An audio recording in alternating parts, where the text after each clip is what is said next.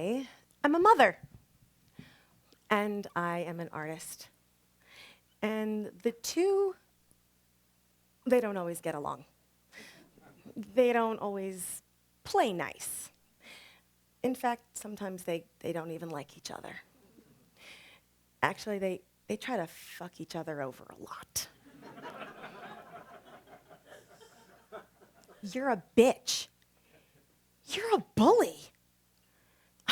You're boring as hell. You're driving me crazy. I am here to expose myself to you, to out myself, if you will, and to tell you my dirty secrets. As a parent, we spend a lot of time editing, right? A lot of time trying not to say this and not to do that because they're looking at me. And I have to be the person they need me to be and the person that I want to, and I want them to be proud they know. But life gets messy, right? It gets dirty. And it throws you in its stew and mixes you up with all of its other ingredients, like trying to grocery shop with a toddler. Or trying to work from home during your children's dance-off contest. Or trying to schedule intimate time with your partner when you co-sleep. Tricky. Or daring to allow yourself to access the desire, to even begin to get to that secret place inside of you that really wants to create something. Not more babies. Although I do believe they come from the same place. Create something like art. Who the hell has time for art when you're cleaning your toddler's poop off the floor? Or you're trying to have conscious communication with your daughters fighting over the iPod again. Right? I'm a mom, for God's sakes. And as a parent, we also spend a lot of time trying not to expose ourselves. And the mom doesn't want the artist to know her secrets. And the artist, well, she's kind of secretive by nature. The mom doesn't want the artist to know that I just want a couple of hours with each of my kids just to read to them. Aren't you with them constantly? Just to have a connected conversation. That's corny. I just want 1 hour to clean out that fridge. This is what you want?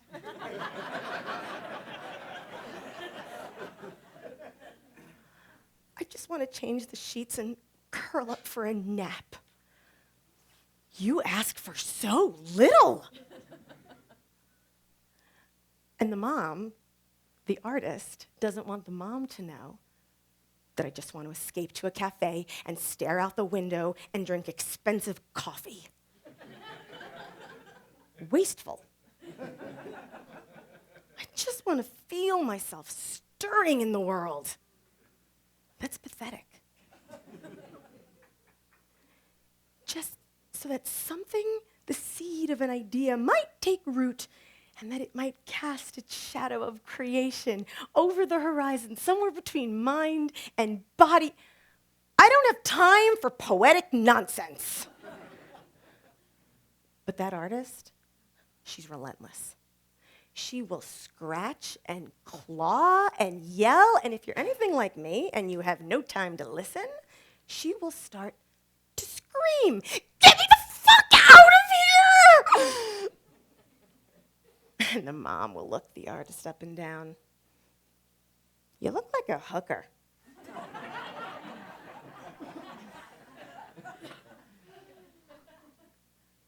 So what?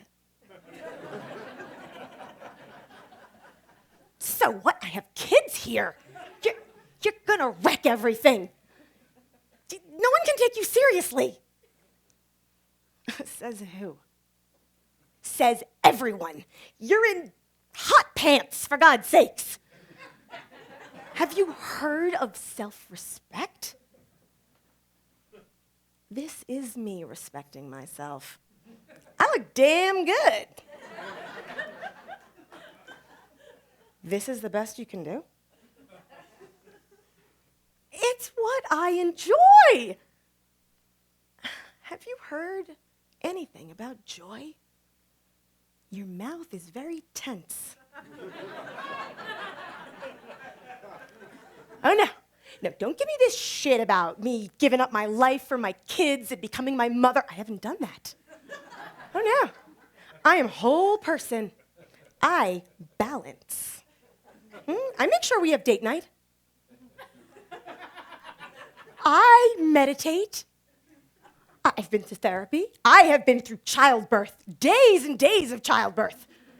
I have looked death in the face. I know who I am and who I'm not. And what about fun? I have fun!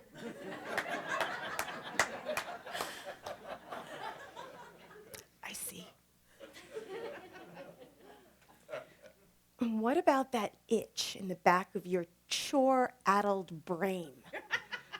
That itch that says, run. Get out. Feel the cold, bitter wind in your aging face.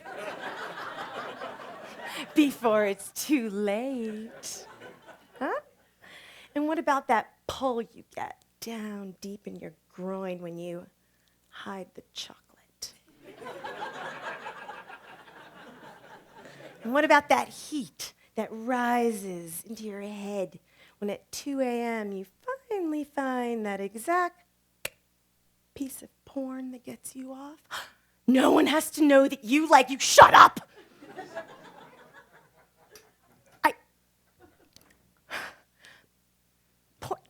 Porn does not define me. I have a very healthy relationship to my sexuality. Yes, of course. I mean, who's to say that sex is some kind of internal compass, some inner news channel? I mean, who's to say that sex isn't our inner truth? And our truth can't be silenced, not for long. I am not defined by porn. It may be one thing I do to get off. I have a very healthy relationship with my sexuality. My sex is my temple. It is my altar. I see. No, it doesn't define you, but it is your truth. And I got you, because now you're listening. And now you're going to watch.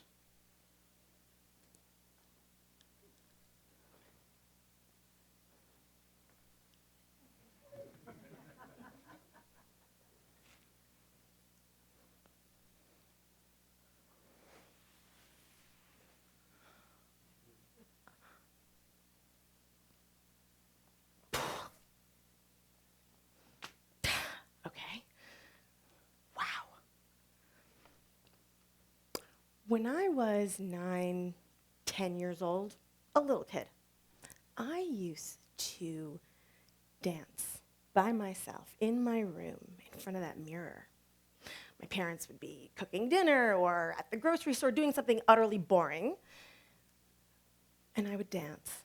And it wasn't anything I learned in school or anything I learned anywhere. It was sensual. It was sexual. And I would dance, and I would sweat and pant, and it was as if I couldn't stop. It was this deep and ancient thing inside of myself that would come out and fill the room. And what I realized is this is where I live. This is who I am. And it was the most true thing that I knew. I was so excited. I went to my mom, and I said, Mom, I want to be a dancer. And she said, That's wonderful, honey. Did you know dancers have really hard lives? Yeah, hard lives and bad feet. You know don't want that, do you? A hard life? So, when I realized I can't be a dancer because I didn't want to have a hard life, and I already had the bad feet, I figured out what else I could be. A hooker.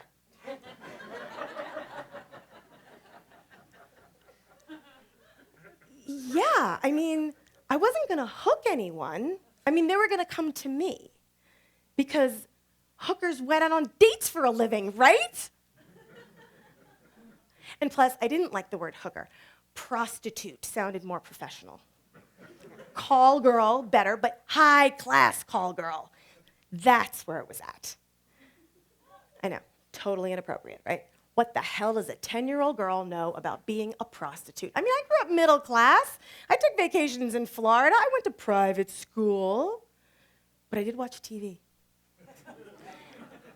And 1970s pop culture was filled with images of prostitutes. And in my 10-year-old mind, a prostitute was a free woman. She got to do whatever she wanted.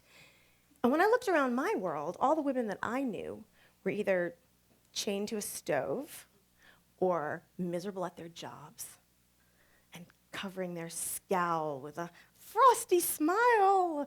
And I didn't want that. I wanted white leather sofas and a microwave. I wanted a doorman apartment building. I wanted to wear off-the-shoulder blouses and drink Asti Spumante. In Candy's clip-clop high heels at the disco and hot pants. But I didn't imagine my life happy. You'd think if I was going to dream something up, I would imagine my life happy, but that's not what I saw. So in that high-rise apartment building in my mind, with wall-to-wall cream carpets, there was this vacuous kind of coldness, and I could never get warm. I would imagine coming home from one of my dates in my rabbit fur jacket and a belly full of ice cream. And I would turn cartwheels in the living room and bake cakes and draw all over the walls for hours, and there was no one there to stop me. But there was no one there to share it with either. I'm not here to slam art or artists or motherhood or sex workers. I'm not here to tell you how miserable and damaged my childhood was. I didn't become a prostitute. Okay? Unless you want to rename the decade I spent in corporate America.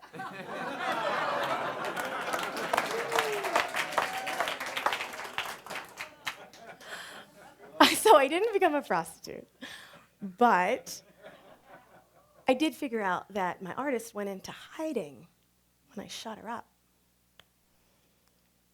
And I'm here to reveal and expose that secret that when I was 10 years old, I discovered my inner artist.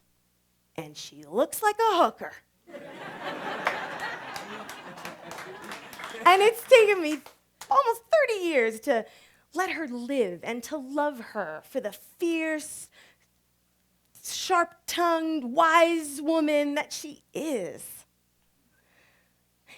Art, if you look around our world, it's a transgressive act. It's an act of civil disobedience. It is a dangerous act. And art, like my sex, is my church. She is the high-class call girl and the high priestess at the temple. And I'm here to tell you that she and I are not friends. We are tribe members, and we are warriors. We're roommates and colleagues. We are alternate universes living simultaneously. And we came here to expose ourselves to you in effort to get along better. I think it's working.